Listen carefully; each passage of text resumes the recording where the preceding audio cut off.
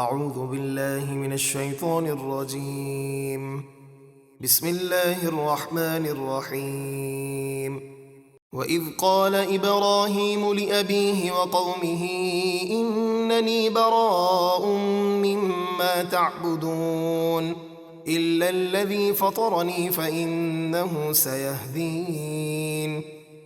اور یاد کیجئے جب ابراہیم نے اپنے باپ یعنی چچا آزر اور اپنی قوم سے فرمایا میں تمہارے معبودوں سے بیزار ہوں سوائے اس اللہ کے جس نے مجھے پیدا کیا، تو بے شک وہی مجھے ہدایت پر ثابت قدم رکھے گا۔ وَجَعَلَهَا كَلِمَةً بَاقِيَةً فِي عَقِبِهِ لَعَلَّهُمْ يَرْجِعُونَ۔ اور ابراہیم نے اس کلمہ توحید کو اپنی نسل میں باقی رہنے والا کلمہ بنا دیا تاکہ وہ اس کلمہ توحید کی طرف رجوع کریں۔ بل متعت هؤلاء وآباءهم حتى جاءهم الحق ورسول مبين۔ بلکہ میں نے ان کفار مکہ کو اور ان کے باپ دادا کو دنیا کے فائدے پہنچائے یہاں تک کہ ان کے پاس حق یعنی قرآن اور واضح بیان کرنے والے رسول نبی آخر الزماں تشریف لے آئے۔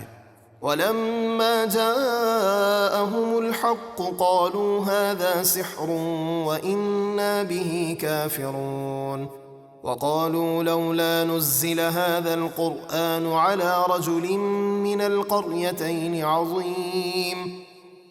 اور جب ان کے پاس حق یعنی قرآن آیا تو کہنے لگے یہ جادو ہے اور بے شک ہم اس کے منکر ہیں، اور کہنے لگے یہ قرآن ان دو شہروں مکہ اور طائف کے کسی بڑے مالدار آدمی پر کیوں نہ اتارا گیا۔ اہم یقسمون رحمت ربک نحن قسمنا بینہم معیشتہم فی الحیاة الدنیا ورفعنا بعضهم فوق بعض درجات لیتخذ بعضهم بعضا سخریا ورحمت ربک خیر مما یجمعون۔ اے حبیب کیا وہ کافر آپ کے رب کی رحمت یعنی نبوت تقسیم کرتے ہیں؟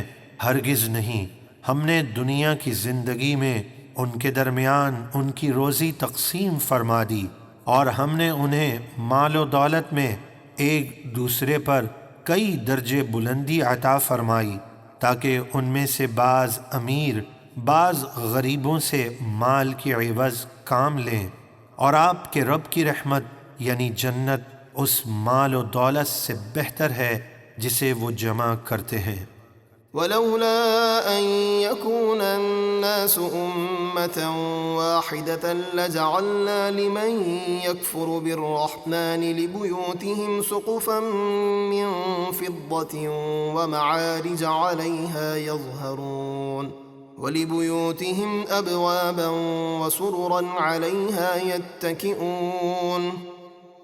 اور اگر یہ بات نہ ہوتی کہ کافروں کو عیش و عشرت میں دیکھ کر سب لوگ کافروں کی ایک جماعت بن جائیں گے، تو جو لوگ رحمان کے ساتھ کفر کرتے ہیں ہم ضرور دنیا میں ان کے گھروں کی چھتیں اور سیڑھیاں جن پر وہ چڑھتے ہیں چاندی کی بنا دیتے، اور ان کے گھروں کے دروازے اور تخت بھی چاندی کے بنا دیتے جن پر وہ تکیہ لگا کر بیٹھتے۔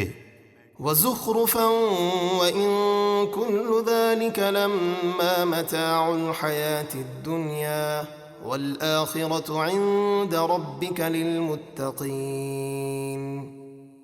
اور اس کے علاوہ طرح طرح کی آرائش دیتے، اور یہ سب دنیاوی زندگی ہی کا عارضی سامان ہے، اور آخرت آپ کے رب کے پاس صرف پرہیزگاروں کے لیے ہے۔